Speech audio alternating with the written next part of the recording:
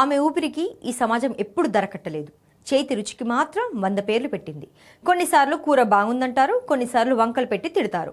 ఈ రెండింటి మధ్య ఆమె శరీరంలో ఎన్ని ఋతువులు దహనమయ్యాయో మాత్రం ఎవ్వరూ అడగరు.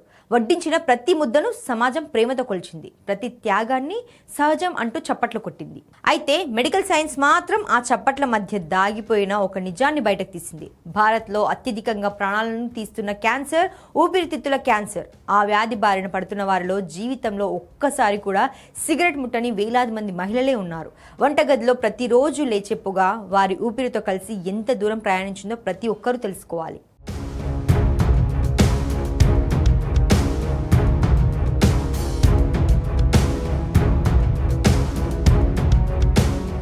ఇన్నాళ్ళు ఊపిరితిత్తుల క్యాన్సర్ అంటే సిగరెట్ తాగే వారికే వచ్చే వ్యాధిగా భావించాం. ఇప్పుడు ఆ అభిప్రాయం వేగంగా మారుతోంది. బెంగళూరులో ఒక 50 ఏళ్ల మహిళకు కొన్ని వారాలుగా దగ్గు తగ్గలేదు. అప్పుడప్పుడు ఊపిరి తీసుకోవడంలో ఇబ్బంది కూడా వచ్చింది. ఇది ఆస్తమా అనుకుని చికిత్స తీసుకుంది. పరిస్థితి మారకపోవడంతో మరోసారి వైద్యుడిని కలిసింది. చెస్ట్ ఎక్స్రే తీస్తే చేదు నిజం బయటపడింది. ఊపిరితిత్తుల చుట్టూ ద్రవం చేరిపోయింది. మరిన్ని పరీక్షల తర్వాత ఆమెకు చివరి దశ ఊపిరితిత్తుల క్యాన్సర్ ఉన్నట్టు తేలింది. అప్పటికే ఆ వ్యాధి ఊపిరితిత్తులను దాటి శరీరంలోని మరో పొరకు కూడా వ్యాపించింది. వైద్యులు ఇప్పుడు ఎక్కువగా గమనిస్తున్న మార్పు ఇదే. సిగరెట్ తాగిన మహిళల్లో కూడా ఊపిరితిత్తుల క్యాన్సర్ పెరుగుతోంది. గ్లోబోకాన్ అంచనాల ప్రకారం 2025లో భారత్లో 112,659 కొత్త ఊపిరితిత్తుల క్యాన్సర్ కేసులు నమోదయ్యాయి. అందులో 98,687 మంది ప్రాణాలు కోల్పోయారు. అందుకే దేశంలో అత్యధిక మరణాలకు కారణమవుతున్న క్యాన్సర్లలో ఇది మొదటి స్థానానికి చేరుకుంది. మొత్తం క్యాన్సర్ కేసుల్లో ఇది 3వ స్థానంలో ఉన్నప్పటికీ మరణాల విషయంలో మాత్రం మిగిలిన వాటిని దాటేసింది. 20 ఏళ్ల క్రితం మహిళల్లో నమోదయ్యే ఊపిరితిత్తుల క్యాన్సర్ కేసులు మొత్తం కేసుల్లో దాదాపు 20% మాత్రమే. ఇప్పుడు ఆ సంఖ్య దాదాపు 30%కి చేరుకుంది. ఒక్క ఏడాదిలోనే 33,600 మందికి పైగా మహిళలకు ఈ వ్యాధి నిర్ధారణ అయింది. అంతకంటే ఆశ్చర్యపరిచే విషయం ఇంకోటి ఉంది. భారతీయ మహిళల్లో ఊపిరితిత్తుల క్యాన్సర్ బారిన పడుతున్న వారిలో 60% నుంచి 85% మంది జీవితంలో ఎప్పుడు సిగరెట్ తాగలేదు. ఆసుపత్రిలో నమోదవుతున్న అధ్యయనాలు కూడా ఇదే చిత్రాన్ని చూపిస్తున్నాయి. మొత్తం రోగుల్లో 15% నుంచి 35% మంది వరకు పొగ తాగే అలవాటు లేని వారే. మరి వారి ఊపిరితిత్తులను గాయపరుస్తున్నది ఏంటి? ఒక్క కారణాన్ని చూపించడం వైద్య శాస్త్రానికి కూడా సాధ్యం కాలేదు. బయట పెరుగుతున్న వాయు కాలుష్యం, ఇతరులు తాగే సిగరెట్ పొగ, కొన్ని ఉద్యోగాలు రసాయనాల ప్రభావం, రాడన్ వాయువు, జన్యుపరమైన మార్పులు ఇవన్నీ కలిసి ప్రమాదాన్ని పెంచుతున్నాయని వైద్యులు చెబుతున్నారు. అయితే వీటితో పాటు మరో అంశం కూడా ఇప్పుడు తీవ్రంగా పరిశోధనల్లో ఉంది. అదే వంటగదిలోని పొగ. నూనెని ఎక్కువగా వేడి చేసి పొగ వచ్చే స్థాయికి తీసుకెళ్లినప్పుడు గాలిలో కంటికి కనిపించని అతి సూక్ష్మ ధూళి కణాలు వ్యాపిస్తాయి. వాటితో పాటు ఫార్మాల్డిహైడ్, ఆక్రోలిన్, పాలిసైక్లిక్ అరోమాటిక్ హైడ్రోకార్బన్లు వంటి హానికర రసాయనాలు కూడా విడుదల అవుతాయి. ఇవి ఊపిరితిత్తులను దెబ్బతీయడమే కాకుండా కొన్ని పరిస్థితుల్లో క్యాన్సర్ ప్రమాదంతో సంబంధం ఉన్నాయని అనేక పరిశోధనలు సూచిస్తున్నాయి.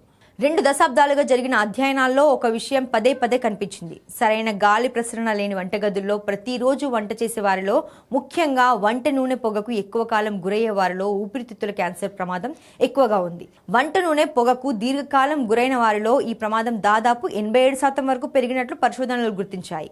ముఖ్యంగా పొగ తాగే అలవాటు లేని మహిళల్లో ఈ సంబంధం మరింత బలంగా కనిపించింది. అయితే ఇక్కడ ఒక విషయం స్పష్టంగా గుర్తుంచుకోవాలి. వంట చేయడం వల్లే ఊపిరితిత్తుల క్యాన్సర్ వస్తుందని ఏ పరిశోధన కూడా చెప్పడం లేదు.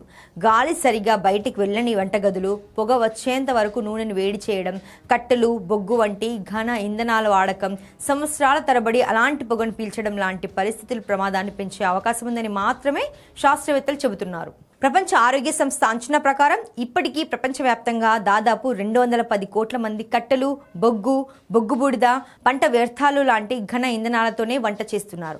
వాటి నుంచి వచ్చే పొగ శ్వాసకోశ వ్యాధులతో పాటు ఊపిరితిత్తుల క్యాన్సర్ ప్రమాదాన్ని కూడా పెంచుతోంది. ఈ భారం ఎక్కువగా మహిళలపైనే పడుతోంది. ఎందుకంటే వంటగదిలో ఎక్కువసేపు గడిపేది ఇప్పటికీ వారే.